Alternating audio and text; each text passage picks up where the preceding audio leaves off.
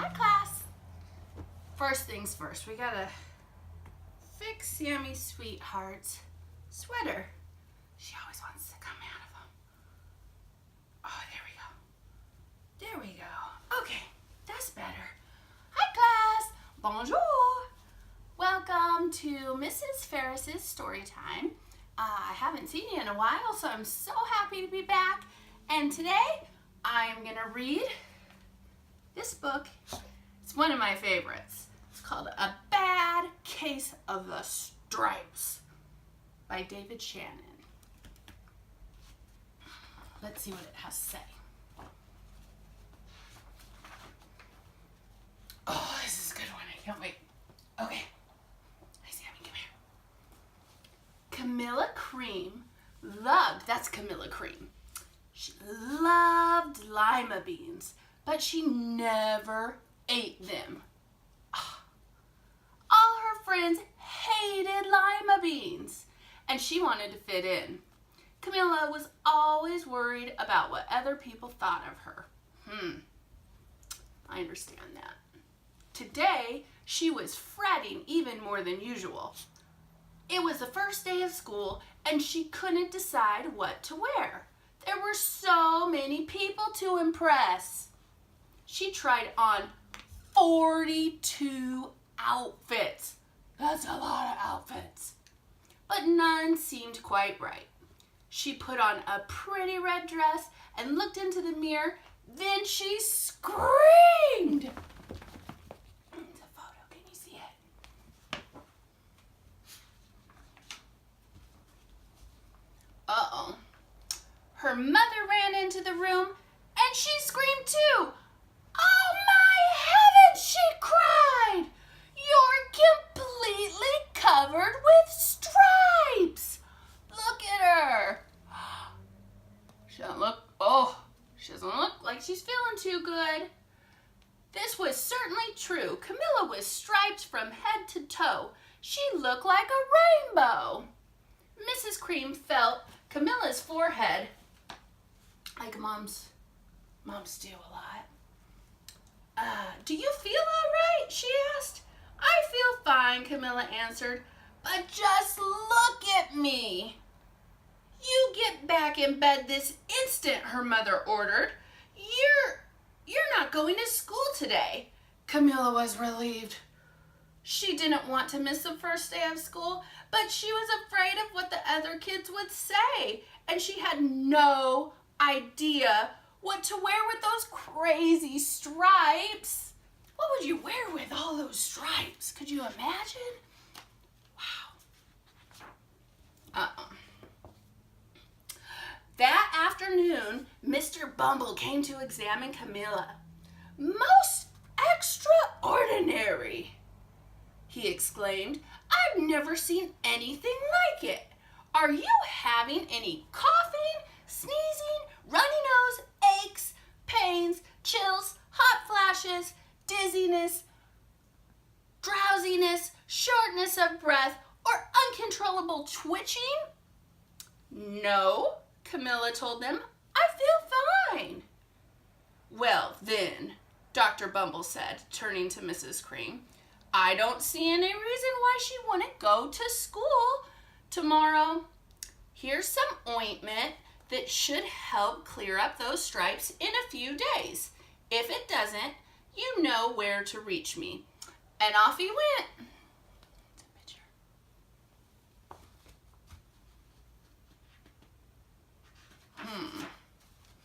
Oh boy. The next day, I'm not even going to show you the photo right yet. The next day, everyone at school laughed at Camilla. They called her Camilla Crayon and Night of the Living Lollipop. She tried her best to act as if everything were normal, but when the class said the Pledge of Allegiance, her stripes turned red, white, and blue, and she broke out in stars. Oh my goodness. Could you imagine if that really happened? Wow.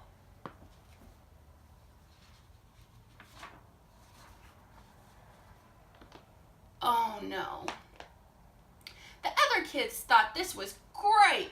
One yelled out, "Let's see some purple polka dots." Sure enough, Camilla turned all purple polka dotty. Someone else shouted, "Checkerboard!"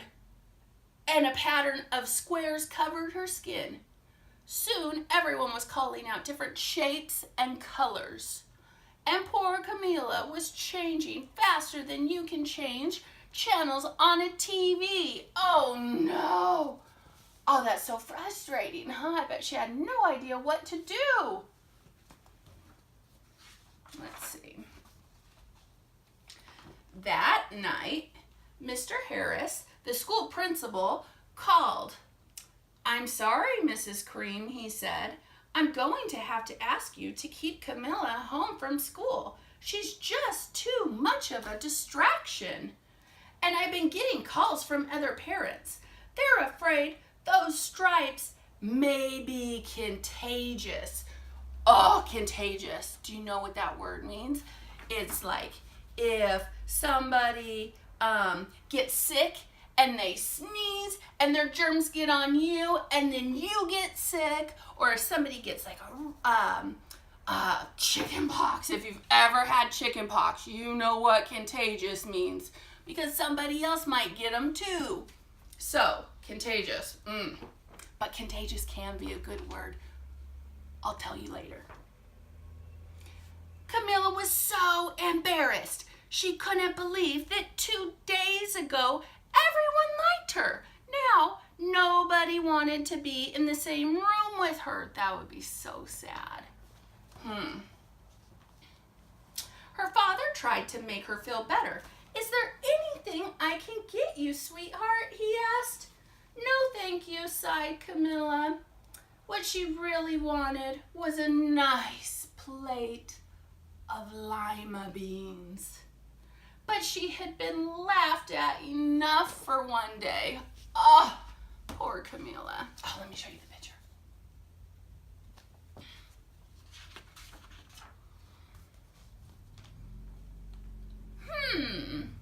Well, yes, I see. Don't doctors sometimes sound like that? Yes, I see. Mr. Bumble mumbled. When Mr. Cream phoned the next day, "I think I better bring the specialist. We'll be right over." About an hour later, Mr. Bumble arrived with 4 people in long white coats. He introduced them to the Creams. "This is Dr. Grop, Dr. Sponge, Dr. Cricket, and Dr. Young." I wonder which one's which. Then the specialist went to work on Camilla. They squeezed and jabbed and tapped and tested. It was very uncomfortable. "Well, it's not the mumps," concluded Dr. Grop. "Or the measles," said Dr. Sponge. "Definitely not chicken pox," put in Dr. Cricket. Ooh, that's a good thing. "Or sunburn," said Dr. Young. "Try these," said the specialist. They each handed her a bottle filled with different colored pills. "Take one of each before bed," said Dr. Grop. Then they filed out the front door, followed by Dr. Bumble. Look at poor Camilla. Oh, poor thing. Oh no! What's gonna happen? I wonder if you can guess. That night, Camilla took her medicine. It was awful. When she woke up the next morning, she did feel different, but when she got dressed, her clothes didn't fit right. She looked in the mirror, and there, staring back at her, was a giant, multicolored pill with her face on it. Ah! Oh my goodness!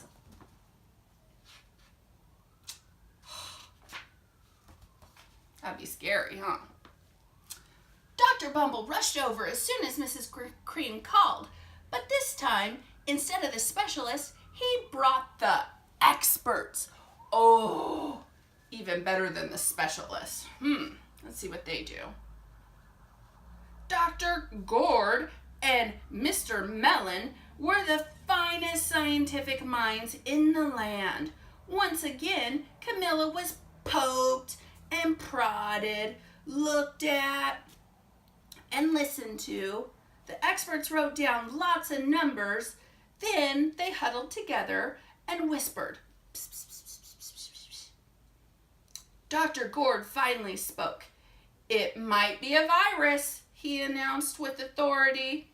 Suddenly, fuzzy little virus balls appeared all over Camilla. "Or possibly some form of bacteria," said Mr. Mellon. Out popped squiggly little bacteria tails. "Or it could be a fungus," added Dr. Gourd. Instantly, Camilla was covered with different colored fungus blotches. Oh no!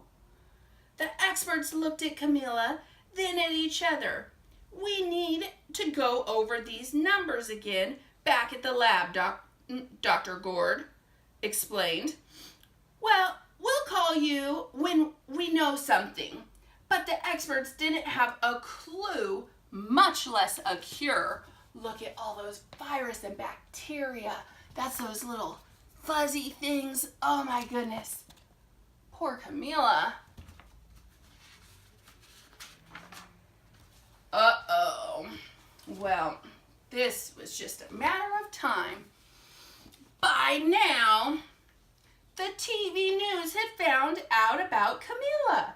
Reporters from every channel were outside her house telling the story of the bizarre case of the incredible changing kid. Soon, a huge crowd was camped out on the front lawn. Oh my goodness, news reporters, cameras, vans, they're knocking on the door. Oh, look at this photo. Oh, can you see it? Boy, I wouldn't like that. Oh no! Look.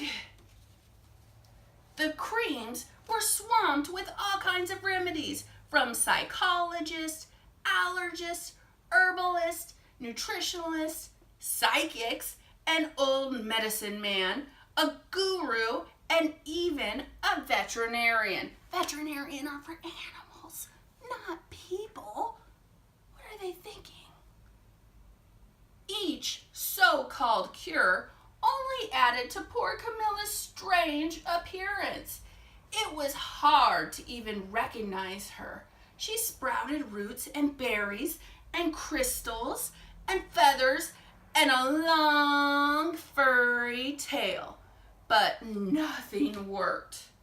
Oh, and she's sitting there at home watching the news reporter report on her. Poor thing. Let's see.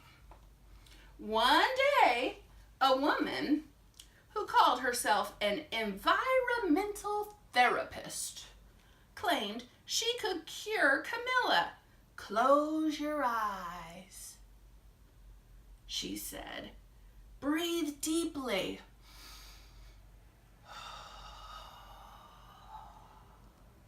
And become one with your room."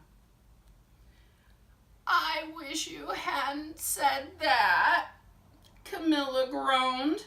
Slowly, she started to melt into the walls of her room. Her bed became her mouth. Her eyes, her nose was her dresser, and two paintings were her eyes. The therapist screamed and ran from the house. Oh my goodness. "What are we going to do?" cried Mrs. Cream. It just keeps getting worse and worse." began to sob. Oh no, do you see it? Do you see Camilla's two eyes? Her mouth? Yeah, her nose. Oh, look at it really good. Oh, that, I wouldn't know what to do. Oh, okay. Let's see.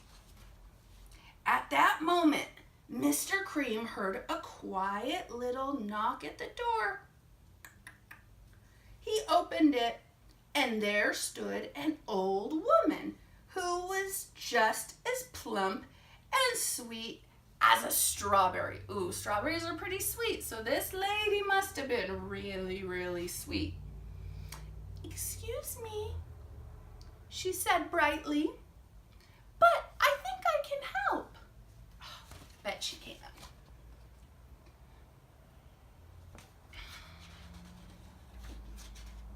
Oh, she has a butterfly in her hat. Oh, I like that.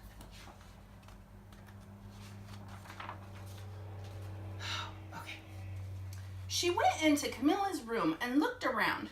"My goodness," she said with a shake of her head. "What we have here is a bad case of the stripes. One of the worst I've ever seen." She pulled a container of small green beans from her bag. "Here," she said. "These might do the trick." "Are those magic beans?" asked Mrs. Cream. "Oh my, no," replied the kind old woman. "There's no such thing. These are just plain old lima beans. I'll bet you'd like some. Wouldn't you?" she asked Camilla. What do you think Camilla will say? Camilla wanted a big helping plate full of lima beans more than just about anything. But she was still afraid to admit it. Man. "Yuck," she said. "No one likes lima beans. Especially me." "Oh dear," the old woman said sadly. "I guess I was wrong about you." She put the beans back in her bag and started toward the door. Camilla watched the old woman walk away. Those beans would taste so good. And being laughed at for eating them was nothing compared to what she had been going through. She finally couldn't stand it. "Wait!" she cried. "The truth is, I really love lima beans." "I thought so," the old woman said with a smile. She took a handful of beans and popped them into Camilla's mouth. "Mmm," said Camilla. Oh, look at, she's still in the shape of her room, and the old lady throwing those lima beans in there. Have you ever had lima beans? Suddenly, the branches, feathers, and squiggly tails began to disappear. Then the whole room swirled around. When it stopped, there stood Camilla, and everything was back to normal. "I'm cured," she shouted. "Yes," said the old woman. "I know the real you was in there somewhere." She patted Camilla on the head. Then she went outside and vanished into the crowd. Oh, wow. See Camilla all back to her normal self. She looks happy. Oh, afterward, Camilla wasn't quite the same. Some of the kids at school said she was weird, but she didn't care a bit. Good for her. She ate all the lima beans she wanted, and she never had even a touch of the stripes again. There she is, Camilla eating her lima beans with her big smile on her face. And everything was good. The end. I bet you're thinking, Mrs. Farris, why is this one of your favorite books to read? Well, I think you know the answer. If you were in my class, you knew that I wanted you to be who you really are, because there's no one else in the whole entire world that's just like you. You are so special. And it doesn't matter what people think about you. You be you. Somebody told me that. Somebody I love a lot. He said, you be you. And that meant so much to me. And I was thinking, yeah, I'm the only person that's made like me. I'm the only person. I've known a lot of twins, and they look a lot alike normally, but they're different. I could always tell them apart. They act differently, or they might have, one of them might have a different mark, but every single person in the whole entire world is different, and that's what makes you special. You don't want to be the same as everyone else, do ya? I don't. If you were in my class, you know that one of the ways I like to be different is to wear what? Let me show you. I have them on. Let me see. I like to wear mismatched socks. It makes me so happy to wear them. And no one ever knew I was wearing them, except normally my students, because I'd show them it was okay to be who you are. All my life, I used to wear mismatched clothes to bed for my pajamas, and my sister would be like, you're driving me crazy with your mismatched clothes. Why would you do that? And I don't know why, but I loved wearing mismatched clothes, only to bed. And normally only under my shoes, but that's okay. It's me, and that's what I like. So I think you shouldn't be afraid to be who you really are. And that's so, so important. So it's okay to love yourself just the way you are, no matter what. If you're big, if you're small, if you're got dark hair, if you got light hair, if it's long or if it's short, it doesn't matter. Love yourself. Give yourself a hug. Do it. Go on, do it. Give yourself a hug. Feels good, huh? It's okay to love yourself. Be who you are. Never be afraid of being who you really are. You're special. Until next time.